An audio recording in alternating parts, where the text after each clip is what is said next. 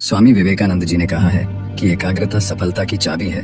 जब आप अपनी ऊर्जा को एक दिशा में लगाते हैं तब असंभव भी संभव हो जाता है। दोस्तों, आगे स्वामी जी की 3 कहानियों में हम देखेंगे कि सभी जगह से ध्यान हटाकर कैसे एक काम में लगाया जाता है। पहली कहानी। स्वामी जी एक पार्क में आराम कर रहे थे। वहां उन्होंने एक लड़के को देखा जो एक खाली पेज पर कठिन श्लोक लिखने की कोशिश कर रहा था, लेकिन गलतियों के कारण बार बार पेज फाड़ रहा था और हर बार नए पेज से शुरू कर रहा था। कुछ समय बाद लड़के का ध्यान स्वामी जी पर गया तो लड़का तुरंत उनके पास गया और प्रणाम करके कहा, स्वामी जी, मैं पिछले 3 घंटे से इस श्लोक को सही से लिखने की कोशिश कर रहा हूँ, लेकिन हर बार कोई न कोई गलती हो जाती है जिससे मुझे शुरू से शुरुआत करनी पड़ती है। मुझे समझ नहीं आ रहा कि मैं क्यों नहीं लिख पा रहा हूँ। स्वामी जी मुस्कुराए और बोले, बेटा, केवल फोकस की कमी के कारण ऐसा हो रहा है, क्योंकि एक साधारण इंसान अपनी ज्यादातर ऊर्जा बेकार की बातों और आदतों में लगा देता है, इसलिए लगातार मन भटकता है। ध्यान से काम करने का मतलब है अपनी पूरी ऊर्जा एक जगह पर लगा देना, और जब बार बार तुम ऐसा करोगे तो मन इसके लिए तैयार हो जाएगा और फिर गलती नहीं दोहराएगा। लड़के ने पूछा, स्वामी जी, अगर मन बार बार भटक रहा हो तो मैं एक काम में ध्यान कैसे लगाऊं? स्वामी जी ने पूछा, तुम लिखते समय जरूर किसी व्यक्ति या घटना के बारे में सोच रहे हो?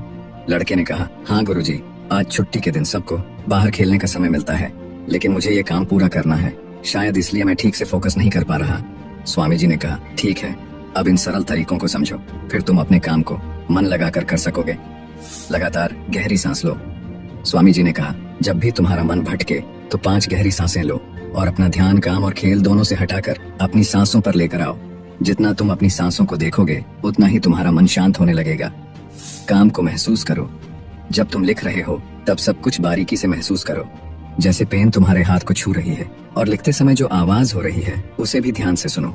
जब तुम सभी चीजों पर बारीकी से गौर करोगे तो ध्यान भटकना कम हो जाएगा और तुम्हारा मन और शरीर केवल एक काम में लगा रहेगा।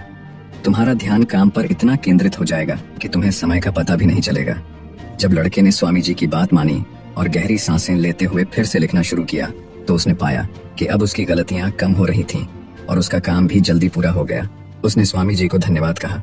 इस पर स्वामी जी ने मुस्कुराते हुए कहा, याद रखो, जब मन और इंद्रियां एक काम में लग जाती हैं तो ध्यान गहरा हो जाता है और यही सच्ची सफलता है। दूसरी कहानी। एक दिन एक युवक स्वामी विवेकानंद जी के पास पहुंचा।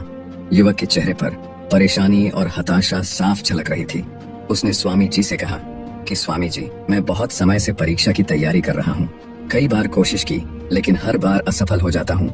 मुझे समझ नहीं आ रहा कि मुझसे कहाँ गलती हो रही है। स्वामी जी ने उसकी बात ध्यान से सुनी, फिर पूछा, क्या तुम सच में परीक्षा पास करना चाहते हो?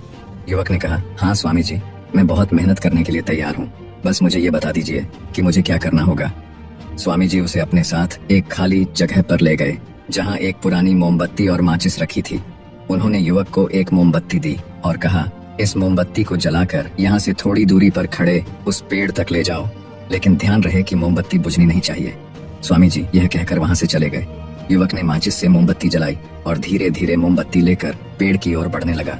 रास्ते में हल्की सी हवा चली जिससे मोमबत्ती की लौ हिलने लगी। युवक ने उसे बचाने की पूरी कोशिश की, लेकिन मोमबत्ती बुझ गई।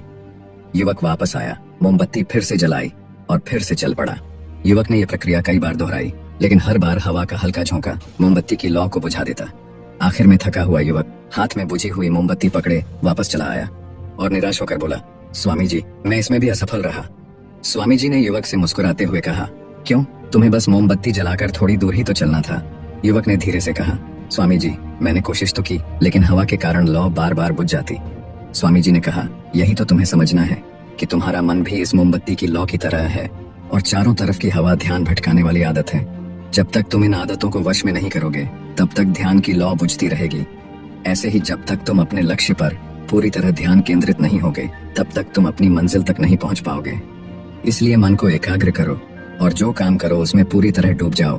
तुम्हारे प्रयास जरूर सफल होंगे। और याद रखो, सभी तरह के ज्ञान का मूल तत्व ध्यान है, इसलिए कुछ भी करने के लिए तुम्हें एक जगह ध्यान लगाना तो सीखना ही होगा। तुम जैसी आदत डालोगे वैसा ही मन होता जाएगा। इसलिए छोटे से छोटा काम भी ध्यान लगाकर करो। ऐसा करने से मन का स्वभाव बदल जाएगा, फिर तुम्हें सफलता जरूर मिलेगी। तीसरी कहानी। एक युवक ने स्वामी जी से पूछा कि मन में आ रहे विचारों को कैसे छोड़ते हैं। स्वामी जी ने युवक से कहा, बताऊंगा, लेकिन उससे पहले तुमको एक परीक्षा देनी है।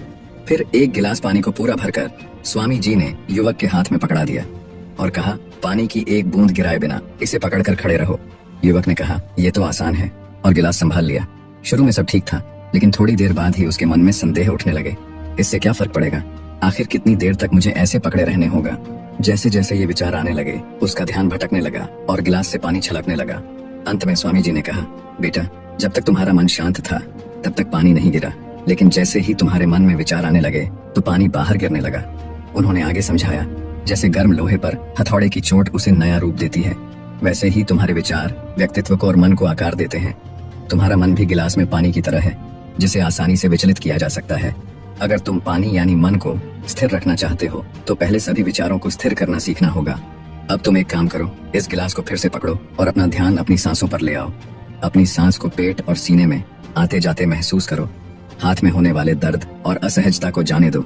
मन में जो विचार आ रहे हैं उन्हें बहने दो। खुद को याद दिलाओ कि तुम विचार नहीं हो, बल्कि उन्हें दूर से देखने वाले इंसान हो। ऐसा याद रखने से विचार आकर चले जाएंगे, लेकिन मन को विचलित नहीं कर पाएंगे। थोड़ी देर तक युवक ने इस अभ्यास को जारी रखा और गिलास से एक भी बूंद गिराए बिना खड़ा रहा। स्वामी जी ने कहा, इस तरह ध्यान से अभ्यास करते रहो। धीरे धीरे तुम्हारा मन शांत होने लगेगा और तब कोई भी कठिन काम करना तुम्हारे लिए स्वाभाविक हो जाएगा। इसके बाद वो युवक स्वामी जी को धन्यवाद कहकर घर लौट गया। दोस्तों, अगर इस कहानी ने आपकी किसी भी उलझन को सुलझाया है तो हमें कमेंट्स में जरूर बताओ।